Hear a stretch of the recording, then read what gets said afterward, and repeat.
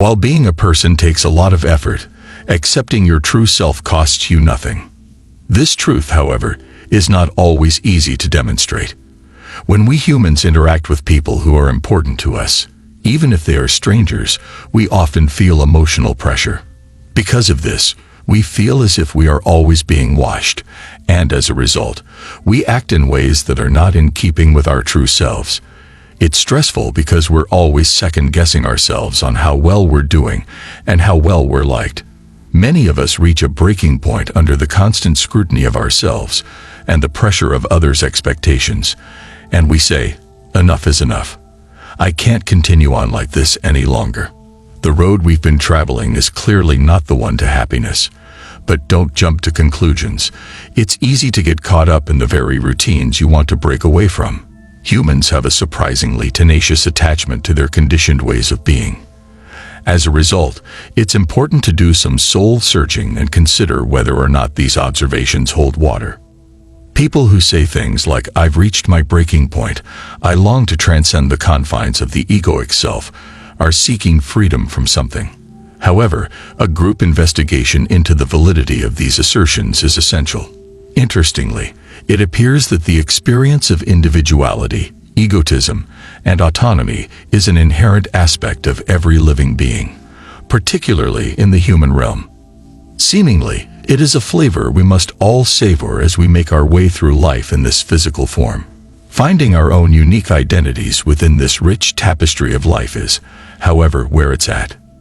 When we limit our perception of the world to that of a person, a psychological entity bound up in the belief that our identity is inseparable from this fleeting body and the conditioning we've amassed, we set ourselves up for a difficult battle to break free.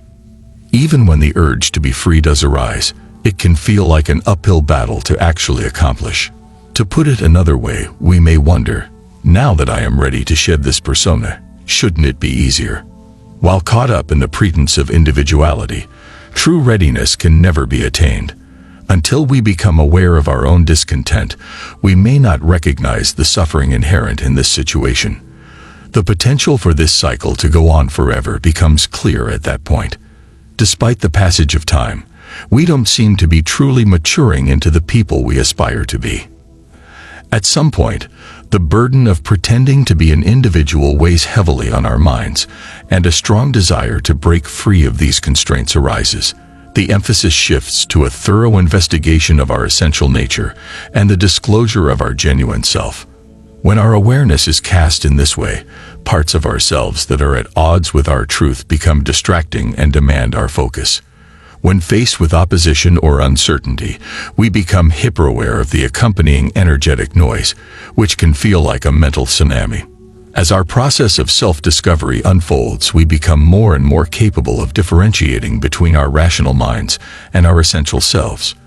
The mind, with its shifting ideas and false stories, is an entirely different thing from who we really are, and this is something we have come to terms with. We've come to terms with the fact that we spend a great deal of time and effort pretending to be someone we're not. When we shut out the outside world, our true selves emerge in a way that is both effortless and natural. Each of us must make the decisive choice of whether to identify with our psychological selves or with our spiritual selves. By deconstructing the two, we can see that only the mind can cling to things outside of itself. Beyond the narrow perspective of the one who lives life, we set out on the profound journey of discovering that we are life itself. In this profound realization, we become intimately aware that life unfolds and flows in front of us, and the sense of dynamic existence within this realm reveals its inherent frailty, a transient happening before a presence that remains untouched by the ebb and flow of life circumstances. This constant observes everything that takes place. Sooner or later, we all have those "enough is enough" moments. I can't continue on like this any longer. It's clear that this way of life offers no satisfaction. We need to be careful, though, because it's easy to get comfortable here. To determine the veracity of these claims, it is necessary to engage in mutual self-reflection. It's common knowledge that people who say things like, "I'm tired of this," mean it.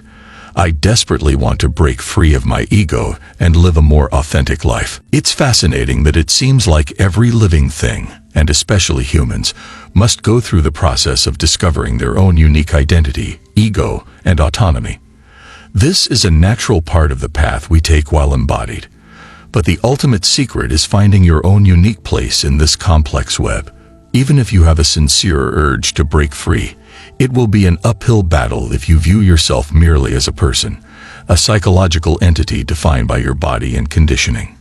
You may tell yourself, "Okay, I'm ready to make a change.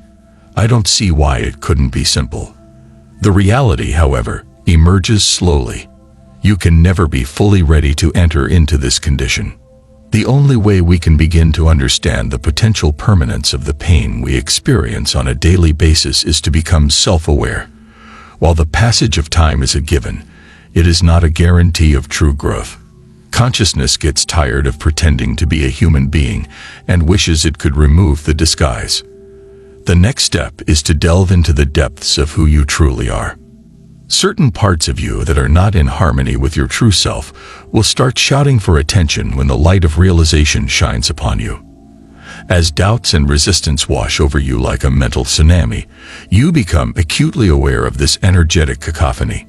You are beginning to see the fundamental difference between your mind and your true self as you set out on this journey. Your newfound insight is a major step forward on the road to comprehension.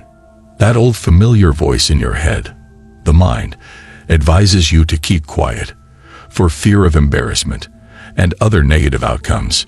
You've heard this voice before. It has the allure of a serpent, but the power to stifle progress. You've realized, though, that its presence only serves to close off a channel within you.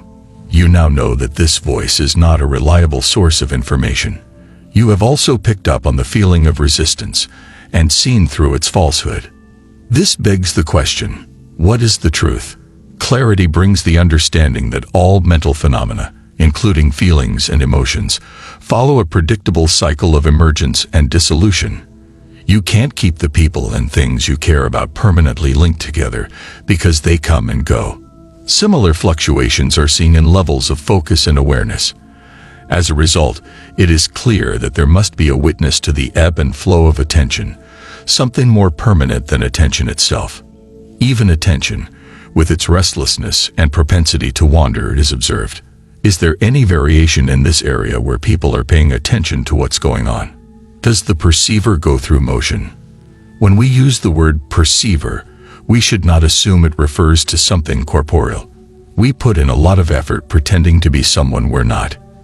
Yet, when we let go of the cacophony of the external world, our true essence naturally and effortlessly reveals itself. You have the ability to decide whether you are a psychological or spiritual being.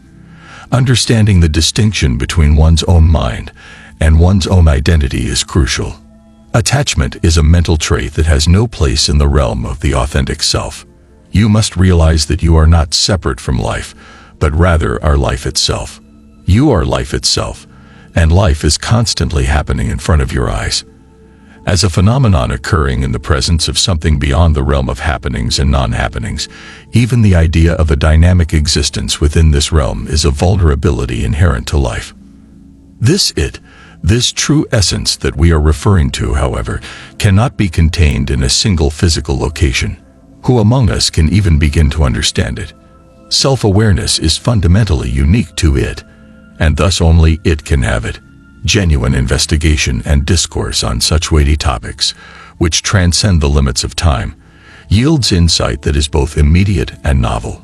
It defies logic, as words in whatever language used will always fall short of capturing its essence when shooting within the confines of history. So, let me ask you, are you something besides this ineffable core?